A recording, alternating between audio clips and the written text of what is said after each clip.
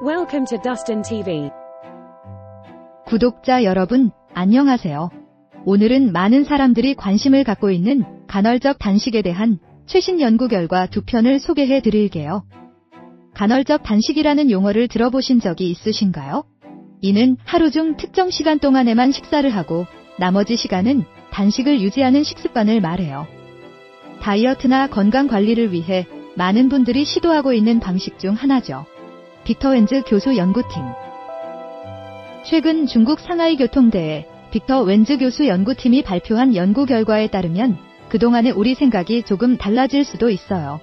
이 연구에 따르면 하루에 식사를 하는 시간을 8시간으로 제한하는 방식, 즉 8시간 동안만 식사를 하고 16시간 동안은 단식을 유지하는 방법이 심혈관 질환으로 인한 사망 위험을 높일 수 있다는 것을 밝혀냈어요. 이런 결과가 꽤 충격적이죠? 연구팀은 2003년부터 2018년까지의 미국 국민 건강 영양 조사 데이터와 2003년부터 2019년까지의 사망 인덱스 데이터베이스를 비교 분석했어요.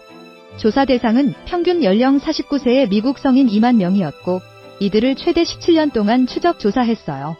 그 결과 하루 8시간 내에 식사를 마치는 사람들, 즉 간헐적 단식을 하는 사람들은 12시간 동안 식사를 하는 사람들보다 심혈관 질환으로 사망할 위험이 91% 높다는 충격적인 발견을 했어요.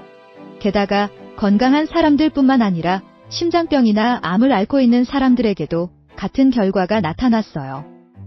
심혈관 질환 환자 중 하루 8시간 내에 식사를 마치는 사람도 12시간 식사를 하는 사람보다 심장 질환 또는 뇌졸중으로 사망할 위험이 66% 높았다는 사실도 드러났어요.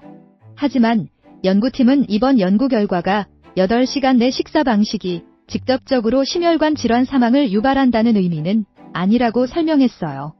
이는 연구에 사용된 데이터가 개인이 자가 보고한 정보에 기반하고 있으며 식사 시간 외에 다른 요인들이 사망 위험에 영향을 미칠 수 있기 때문이에요.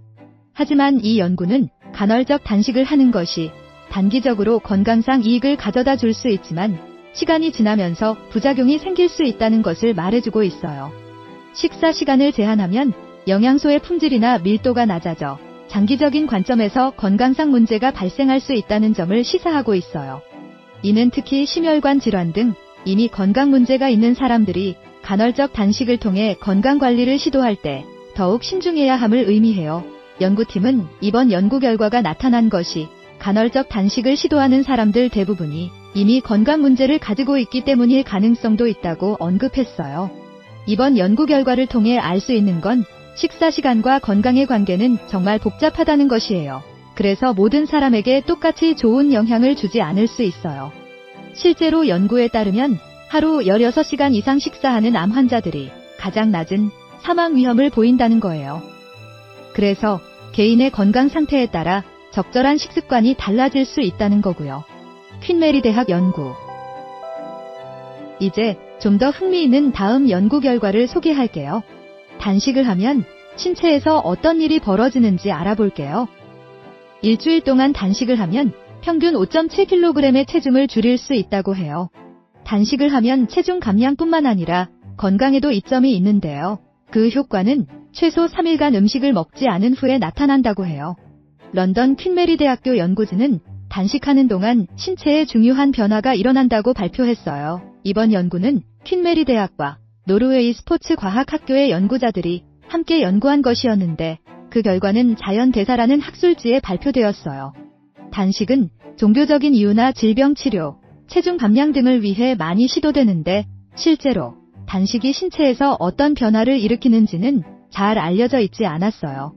이번 연구에서는 새로운 기술을 이용해 혈액 속에 있는 수천 개의 단백질을 측정하고 단식이 신체에 어떤 영향을 미치는지 자세히 관찰할 수 있었어요.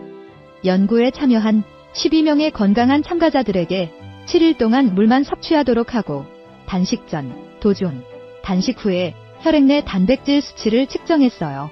그 결과 단식 후 첫 3일 동안에는 신체가 에너지원을 포도당에서 지방으로 전환하는 과정이 관찰되었어요. 참가자들은 단식 시작 7일 후에는 평균 5.7kg의 체중 감량을 기록했어요. 단식이 끝난 후에는 일정 기간 동안 체중이 유지됐는데 지방 비율은 빠르게 회복되었지만 체지방은 유지되었대요. 연고지는 단식이 시작된 후 약 3일 동안 신체의 단백질 수치에 큰 변화가 있었다고 보고했어요.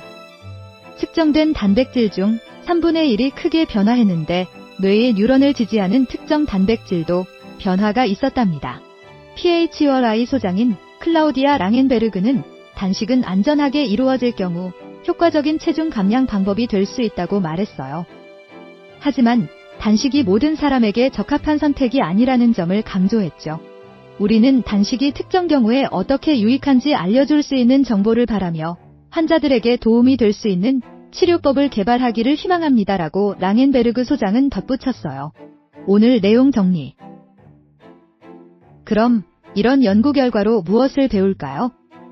무엇보다 중요한 건 한 가지 방법이 모두에게 맞는 해결책이 아니라는 거죠. 우리 각자의 몸은 각양각색이고 우리의 생활 방식, 건강 상태, 유전적 특성도 각각 다르단 거예요.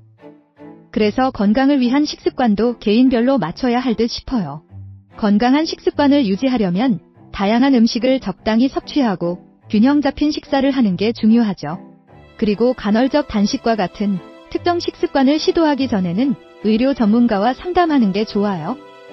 자신에게 맞는 최적의 식습관을 찾기 위해 전문가의 조언을 듣는 건 현명한 선택이죠. 여러분, 건강한 식습관은 단순히 체중 조절이나 질병 예방을 넘어서 우리 삶의 질을 높여줘요. 그래서 자신에게 맞는 식습관을 찾아 건강한 삶을 즐기는 게 중요한 것 같아요. 처음 오신 분들은 구독과 좋아요 한 번씩 눌러주세요.